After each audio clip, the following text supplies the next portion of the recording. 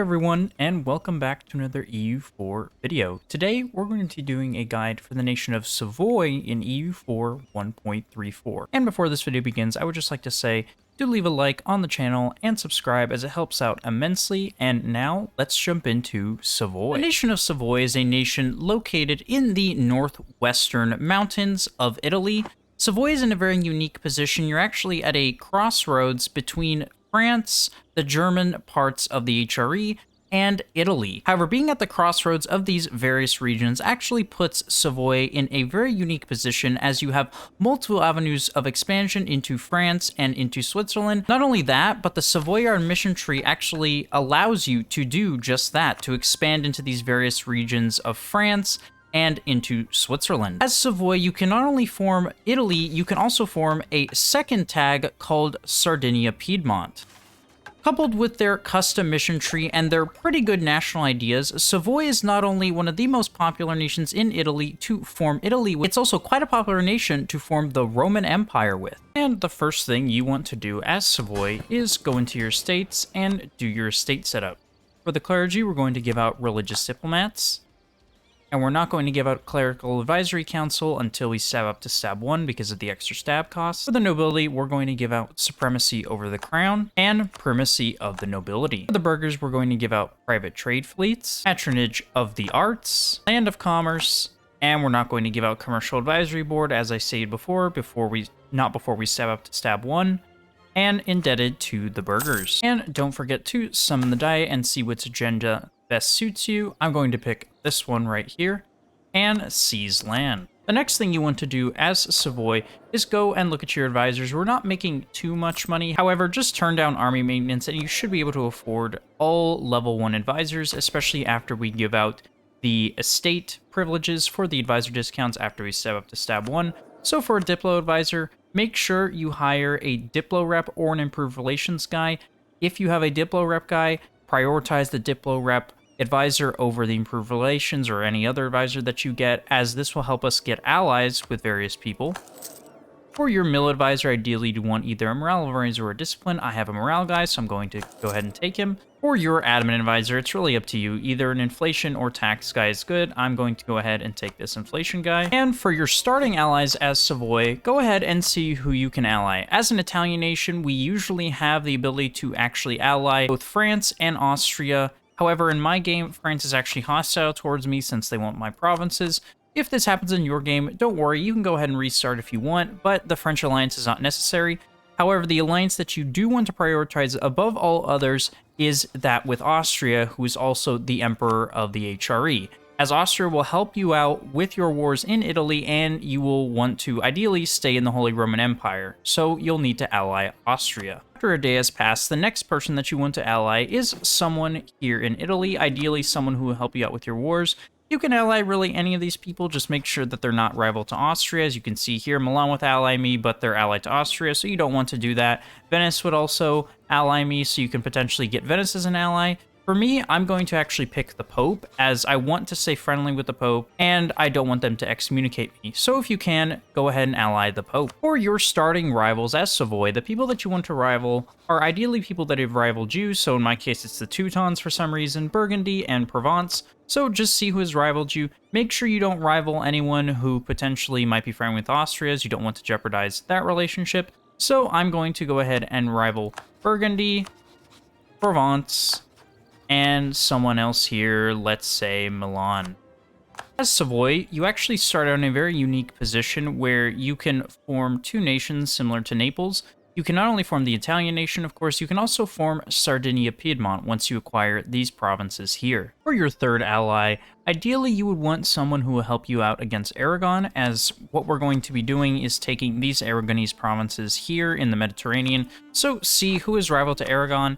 In my game, it's England and Castile and the Ottomans. There's no way I'm allying the Ottomans. So go ahead and improve with the Castilians if, like in your game and like in most games, they're rivaled with the Aragonese. Another thing that you should do is disinherit this heir, as he's absolutely terrible. He's only 5 points and he has 0 in mill. And one of the first idea groups that will probably be taking is a mill group, so go ahead and disinherit this heir, as yes, you'll lose 50 prestige, but don't be afraid of that. It is definitely worth to lose 50 or even 100 prestige to get rid of a bad heir.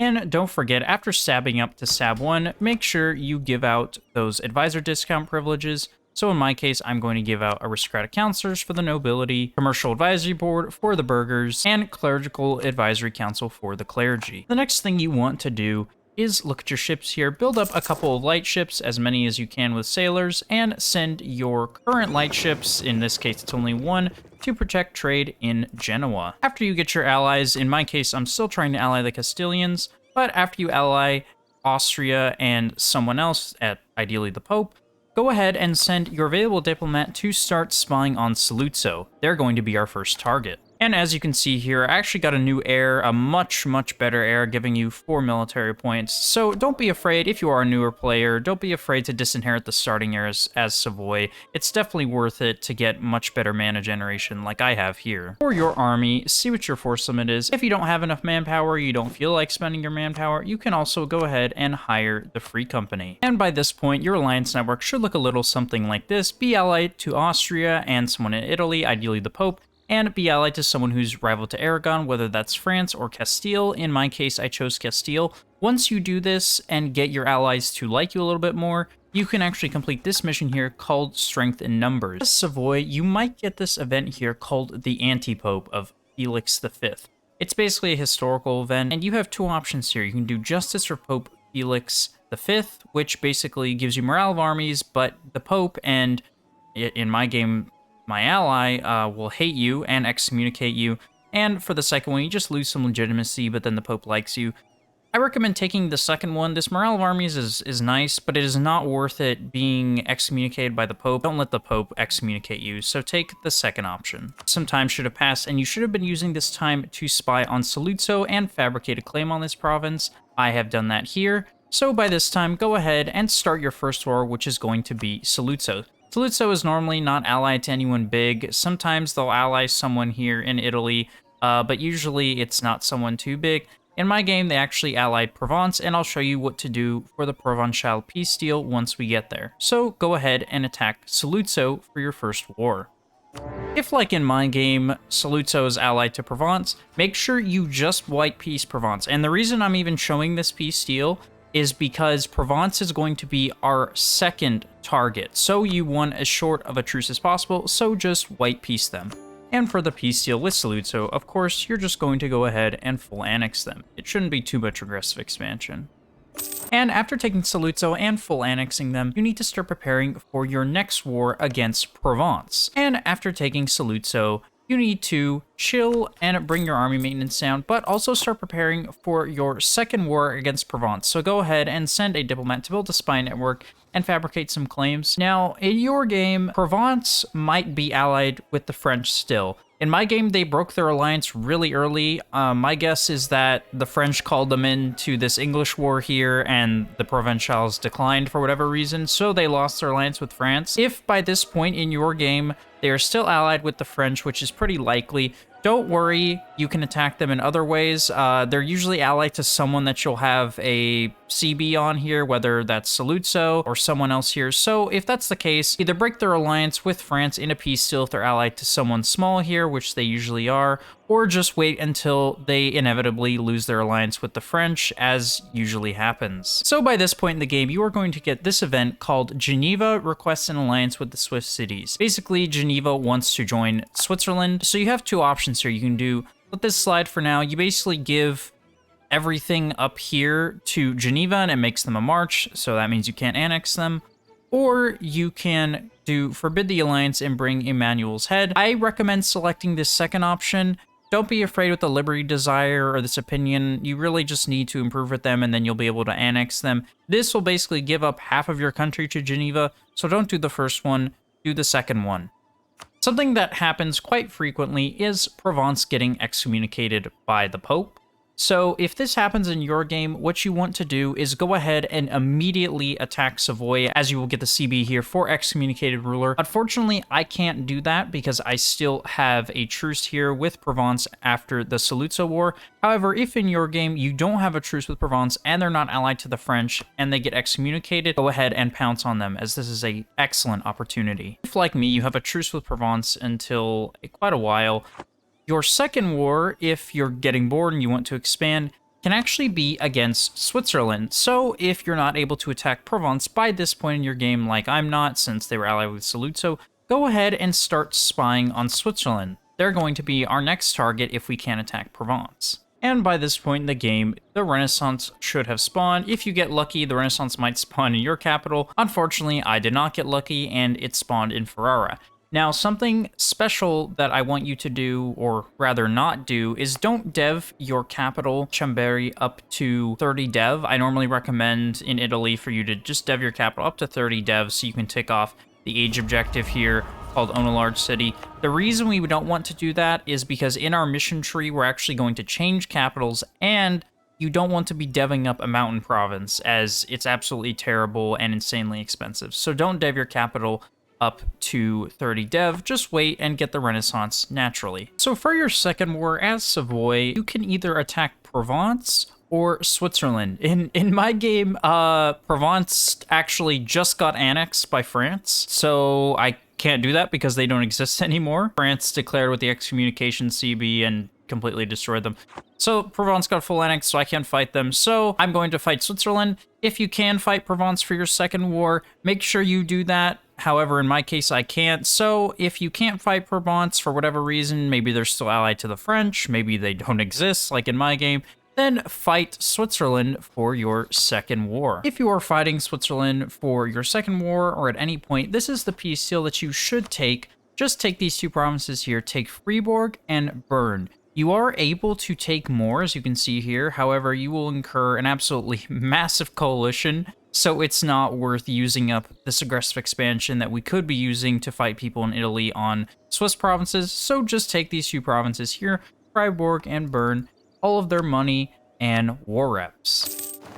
For your Tier 2 government reform as Savoy, I recommend taking Strength and Noble Privileges. By this point in the game, you should be able to annex your vassal of Montferrat after you improve relations with them. Make sure you annex them, as annexing them is the key to one of our first missions here on the left side, where you need to own Montferrat, which will give you some dev and claims on Liguria. So make sure, as soon as you can, annex your vassal of Montferrat. While you're annexing Montferrat, look and see who your next target can be. Your next target is either going to be Genoa, if you can attack them. In my case, they're allied with Aragon and France, so I can't fight that. If you can't attack Genoa, then look at Aragon and see who they're allied to. In my case, Aragon is actually only allied to Genoa. If you can attack Aragon, go ahead and start building a spy network on Aragon. The reason you want to start building a spy network on Aragon is because we are going to claim the province of Sasser here in Sardinia. And after annexing your vassal of Montferrat, you should be able to take this mission, Unify Piedmont. It gives you some dev in Torino and also gives you claims on basically all of Genoa. So by this point, you should have fabricated a claim on Sasser, so you can go ahead and attack Aragon. Now, something unfortunate has happened. The French warned me. So, as you can see here, I cannot attack anyone that France borders. This is how warnings work in the game. If you are warned by a nation, you can't attack anyone that they border. And in my case, I can't attack Aragon without France coming in. If this happens in your game and you can't attack Aragon until the French warning expires, go ahead and start fabricating a claim on Milan. We're going to have to fight Milan anyway, of course, to form Italy and go down our mission tree. However, if the French warn you or you're unable to attack Aragon for whatever reason, let's say the Iberian Wedding fired in your game, go ahead and attack someone else. In my case, I'm going to attack Milan. I'm going to declare on them for the conquest of Pavia.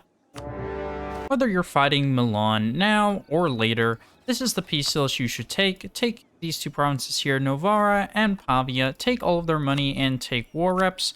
You can take more, of course, but that'll just incur way more aggressive expansion. Again, we don't want a coalition expanding in northern Italy takes a lot of time. You just chip away province after province. So just go ahead and take a peace deal like this. For your first idea group as Savoy, I recommend taking quality ideas if you have spare mill points.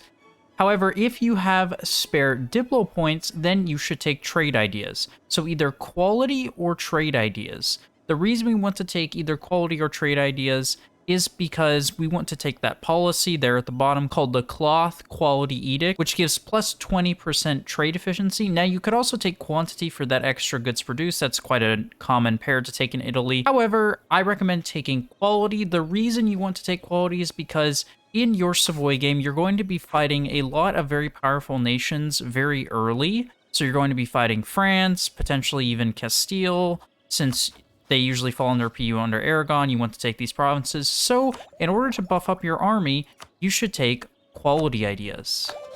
And after embracing the Renaissance as Savoy, you should be able to take this mission called Prosper in Piedmont. This basically gives you some dev and gives you an option here to switch your capital. So you can make either Torino your new capital or keep your capital here in Chimberi. I recommend moving your capital to Torino. The reason for that is because when you move your capital to Torino, it actually will move your trade node to the Genoese trade node, which is a lot better. When you get this event, the city of Torino, I recommend choosing the top option. Torino will become the new capital. And by this point in the game, you should have been improving relations with your vassal of Geneva, especially since they get that event really early in the game where they get mad at you because you didn't make them a march. Make sure that throughout the game, when you can, you're passively improving your relations until you can annex them, get them above 190. Them being annexed is a key to unlock our mission tree. So once you integrate Geneva here, you actually get claims on basically Switzerland and some of these other areas over here. So by this point in the game, you should be annexing your vassal of Geneva. However, before you annex Geneva and before you annex any vassal, make sure you give out this privilege here called Nobility Integration Policy. Basically, you don't get the -3 Diplo rep from annexing vassals. So make sure you give this out before you annex Geneva. And now, after annexing Geneva, you can take this mission called Integrate Geneva. It will basically give you claims on most of the areas of Switzerland right here. And by this point, it is now time to get ready to fight your next war. Maybe you just finished fighting Milan, maybe you just finished fighting the Swiss, maybe you even just finished fighting Aragon in your game. However, in my game, it is now time for me to fight my first war against Genoa. As you can see here, Genoa is allied to France. However, France is currently fighting the Bretons, so they won't join. So I'm going to go ahead and attack Genoa for the conquest of Albenga. For your peace deal with the Genoese, go ahead and take something like this. Take the province of Genoa and the province here of Albenga. You can full annex them. However, that's going to incur a lot of aggressive expansion. Again, we want to save this aggressive expansion. I'm going to do something like this since our mission tree wants us to take just these two provinces and then we get further claims, so that makes more sense. Take all of their money and war reps. And like I said, after conquering these two provinces here in Genoa, you can take this mission called Conquer Genoa. It basically just gives you claims on the rest of Milan and into Mantua. Oftentimes, the Pope will get mad at people and excommunicate them. As you can see, that actually has just happened in my game to Florence. Florence just got excommunicated by the Pope, and because of that, since I boarded them after taking those Genoese provinces, I can actually attack them for the conquest of Lucca.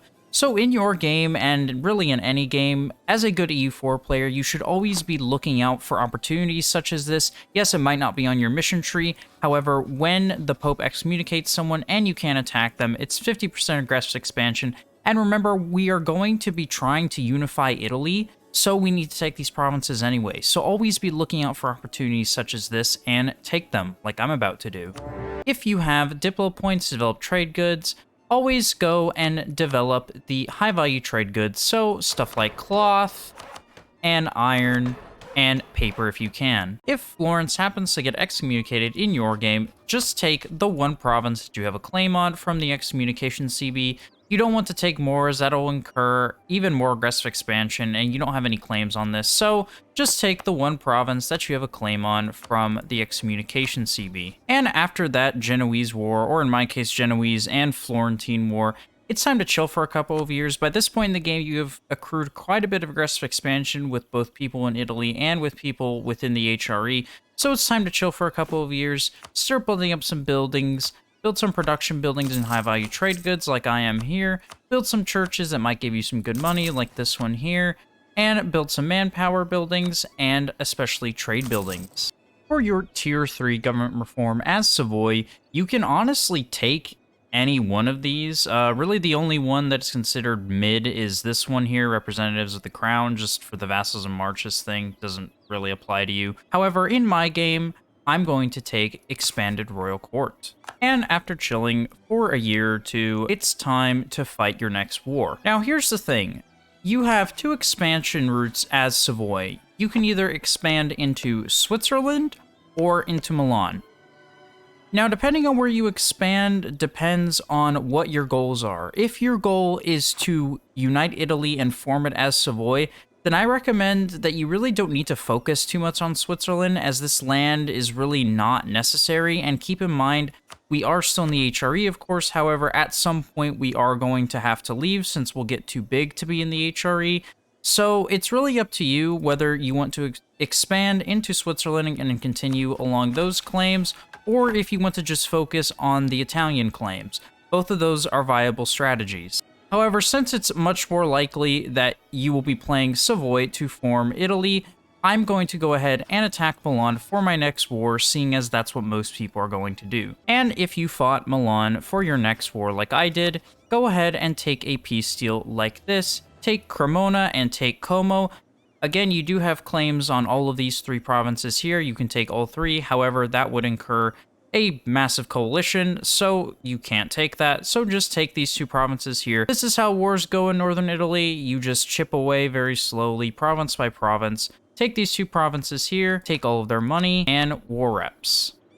For your first age ability as Savoy, I recommend taking Justified Wars. That minus 10% aggressive expansion impact is going to be so useful. For your second idea group as Savoy, I recommend taking Trade Ideas. The reason you want to take Trade Ideas is because we are going to keep expanding into Genoa trade node, and we're going to want to funnel the trade coming in from Sevilla, Valencia, and Tunis and beyond into our home node. That's the first reason. The second reason is for the policy. As you can see here, the Cloth Quality Edict, that is Trade Ideas combined with Quality Ideas, gives plus 20% trade efficiency. If you did not have mill points for whatever reason saved up and you didn't take Quality for your first idea and instead you took Trade, then take Quality now. However, if you took Quality for your first idea group like I did, then take Trade Ideas. As happens quite often, once you exile Genoa off the Italian mainland onto Corsica, oftentimes they'll get into conflict with the Crimeans, and Corsica will actually be freed as their own tag, as you can see that has happened in my game. So if this happens, by this point in the game, you should have claims on these parts of Italy. As you can see, I have claims on all of this because of my mission tree. So if Corsica breaks free, of course, attack them as soon as you can. And of course, if Corsica became fully independent and you went to war with them, like in my game, just take the province and full annex them. As you go along your game, don't forget to constantly be upgrading centers of trade if you can. As you can see, I can upgrade this one. And one thing to remember, after your trade capital switches to Genoa, like it does if you selected to switch your capital to Torino, make sure that you send a merchant up to the Champagne node and tell them to steer. Automatically, you're steering from Alexandria, which is fine. However, send them to Champagne, as you have more trade power here in Champagne than you do in Alexandria, and it'll make you a lot more money. The Savoyard mission tree is basically split three ways. This part of the Savoyard mission tree is largely focused on conquering the Swiss parts of the map and parts of Burgundy, as you can see here. The middle is largely focused on France. As you can see, they want you to seize Aquitania and attack France. And this part here is largely focused on Italy and expanding into Italy. The reason Savoy is such a versatile nation is it allows you to go in different places. You can play it either as an Italian unifying nation, or you can just play it to take these provinces here and form France or whatever it is. However, depending on what your goals are for your campaign will dictate how you follow your mission tree. However, if you are like me and you're using Savoy to unify Italy in your game, then you should continue down this middle path here to the left side where it wants you to form Italy. So for our next war, we're going to look at our mission tree here and look at seize Lombardy, which will actually unlock a bunch more claims into Italy. And now that we have prepared for our next war against Venice, we're going to go ahead and attack them for one of these provinces here in the Po Valley. As you can see here, they really don't have very strong allies in my game. Sometimes they might be allied to someone big like Poland or France. If that's the case, then just call in Austria to help you out. So in my game, I'm going to call in Austria and the Pope. And if, like me, you have to fight the Venetians for the provinces in Lombardy, go ahead and do a peace deal like this. Take the province of Brigano and Brescia, take all the Venetian money, make sure you annul the alliance with the Knights if the Venetians still have. In most games, they'll be allied with the Knights. The Knights are just super annoying since you can't siege them down. To annul their alliance with the Knights, take war reps, all of their money, and send it. And by this point in the game, your realm should look a little something like this.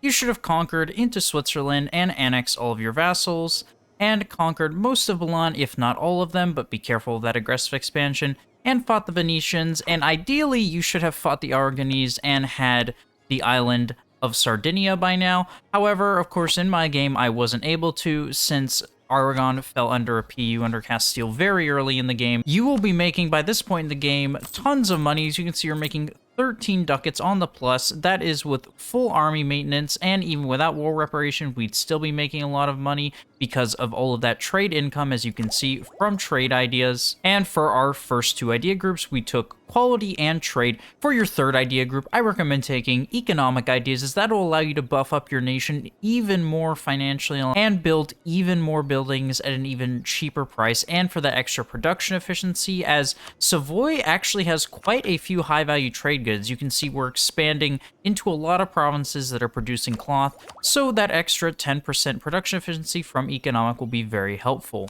For your fourth idea group, I recommend something like either offensive or Diplo. By that point in the game, you should be able to pick an idea group that is tailored to whatever you're trying to achieve. And for your 5th and 6th and 7th and 8th idea groups, it's ultimately up to you. You can choose whichever idea group best suits your nation at that time. For your tier 4 government reform, I recommend taking lands for the church, as we are going to be staying allied to the Pope for most of our campaign, especially if you're going to be forming Italy. The Papal States is usually the last place that you conquer, so go ahead and take lands for the church. For tier 5, I recommend meritocratic recruitment for that advisor cost discount. For tier 6, I recommend taking aristocratic court. For tier 7, you can really take any of these, as they're all really good and will all make you money. However, if you did take trade ideas in your campaign like me, then I recommend taking this one here. For tier 8, I recommend taking this one right here. For tier 9, if you're blobbing and forming Italy and potentially even the Roman Empire, then I recommend taking L'État c'est moi, or if not, then just take this one here, regional representation. And for tier 10, I recommend taking